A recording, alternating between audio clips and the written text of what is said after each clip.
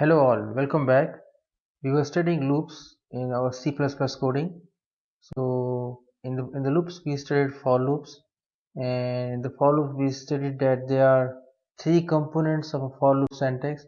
First is initialization component, test component, or an increment component, or you can say parameters. Initialization, we initialize the count variable, while in test we test the condition at whether the loop should execute or not. An increment, we increment the counter, which will test the condition. For example, we studied that this is a count variable which is controlling the execution of a loop. So we are initializing the count variable with 1, and we are testing a condition that the count should be less than or equal to 10, and we are incrementing count by 1 in every iteration. So we want to run the loop body of the loop 10 times. So the count will be 1, 2, 3, 4, 5, 6, 7, 8, 9, 10. At 11 the condition will fail, and the loop will be terminated, or we will exit from the loop. So today we will study the while loop. The working of the while loop is same as the for loop. It is used for iterating statements multiple times, or we want to execute particular statement multiple times. In while loop or do while loop, we must have three parts. We must have three components, just like for loop: initialization, test, and increment. But in while loop syntax we only have a condition. That is, we don't have initialization part and increment or decrement part in the while loop syntax. So we have to take care the initialization and the increment or decrement by ourselves. We only have a condition in syntax. So while is a keyword, and in parentheses we give condition. So while, in this example you can see that while degree is less than or equal to 360, the loop will be executed, and degree will be incremented by some value stored in increment until degree is greater than 360. So in this case you can see that we are initializing a variable by 0 by ourselves, and we are incrementing by ourselves. So the increment and initialization are not part of the while syntax.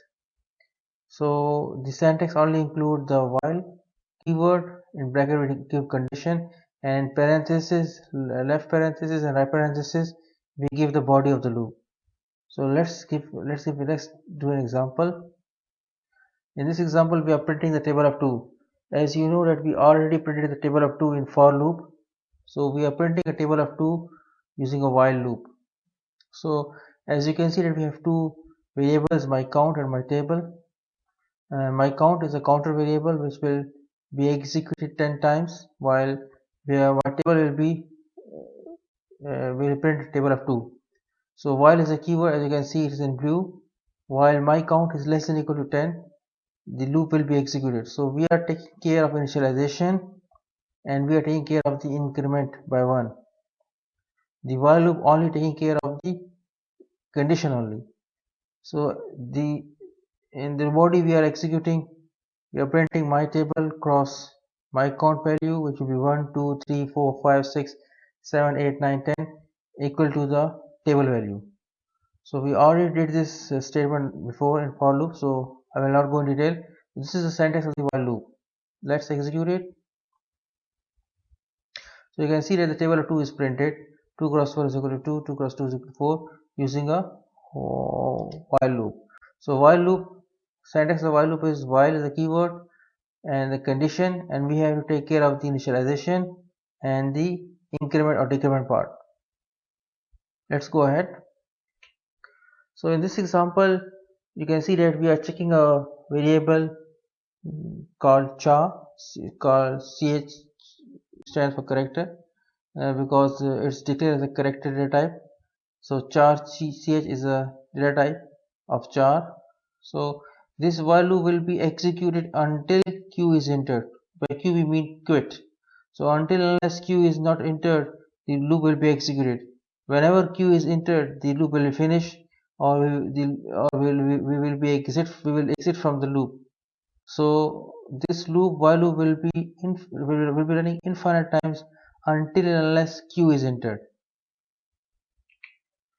Let's go ahead and study do while loop.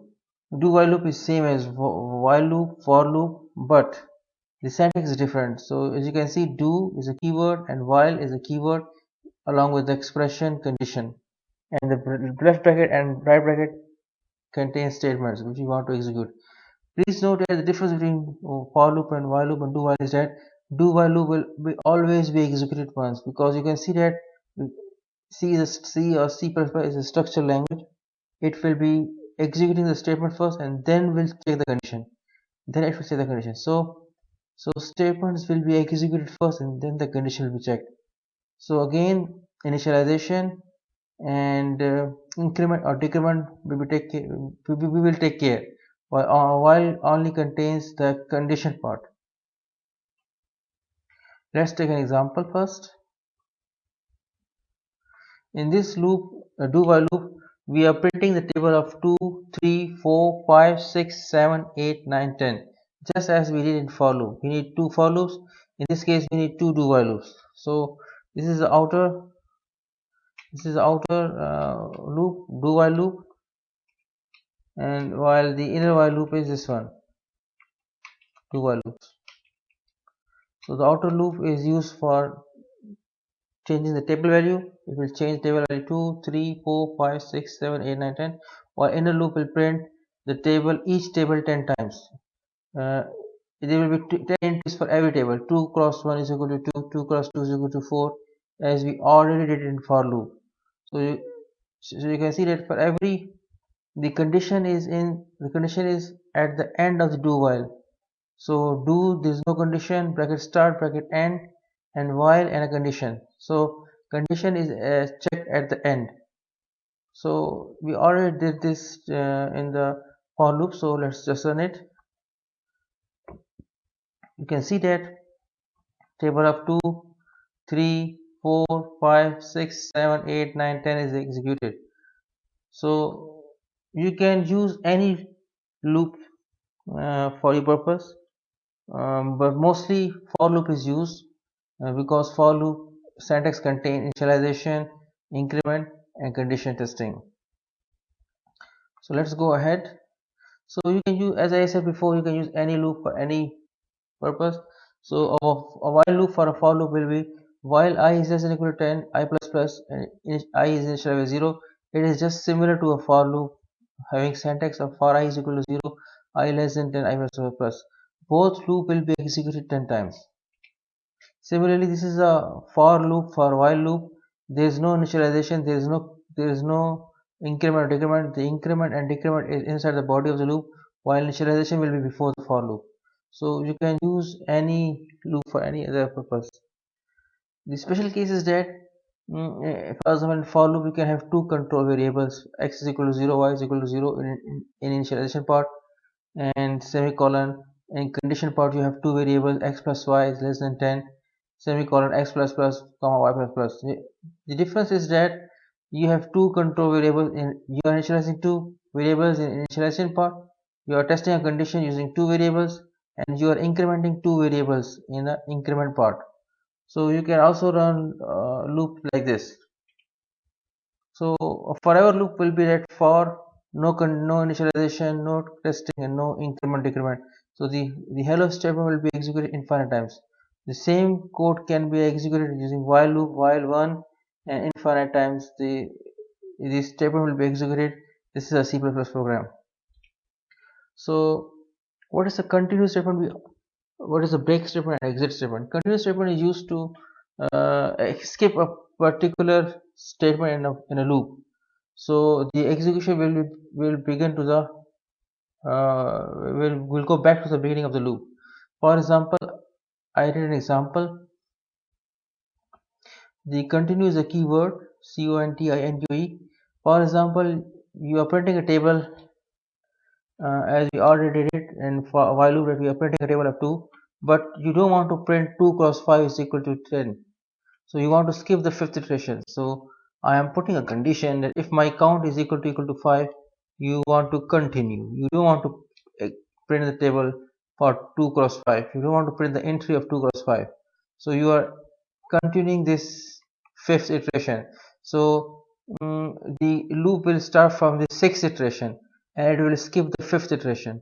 So in order to skip one iteration and go and start from the beginning of the loop, you use continuous statement. So let's do it. So the fifth iteration will be skipped. So 2 cross 1, 2 cross 2, 2 cross 3, 2 cross 4. There is no 2 cross 5 because you can see that in fifth iteration you are continuing the statement. So you don't want to run this statement, you want to continue. So they continue to the next iteration, which is 6. So fifth iteration will be skipped. We already did the break statement in the switch statement. When you want to exit from the current block of the code, use break. So last is exit. Exit will exit the program from the code. Exit from the code. For example, I will comment this continue statement. Rather than continuing from the fifth iteration, you want to exit at the fifth iteration. So that you just want to print 2 cross 1 is equal to 2, 2 cross 2 is equal to 4, 2 cross 3 is equal to 6, at 2 cross 4 is equal to 8, and 2 cross 5 you want to exit the program. So only 4 statements will be printed. 2 cross 1 to 2 cross 4. So you can see that 2 cross 1 is equal to 2, 2 cross 2 is equal to 4, 2 cross 3 is equal to 6, 2 cross 4 is equal to 8, and 2 cross 5 is not executed because at fifth iteration you said exit the program. So last slide is about the coding for readability. It's a general statement, general slide, so that you must indent the code, you must comment the code, so that when you study again for your exams, or when you are in company, you want to read the code again. So in order for better readability, you just give spaces at every level, give tab. Uh, when there is a one hierarchy of the code, you give parentheses for one block of code and parentheses for another block of code. So this will help you read the code easily, even understand the code easily if there are some bugs as well. Dear students, that's all for the lecture number 3 and loops. In the next lecture we will study arrays. So see you in the next lecture. Thank you.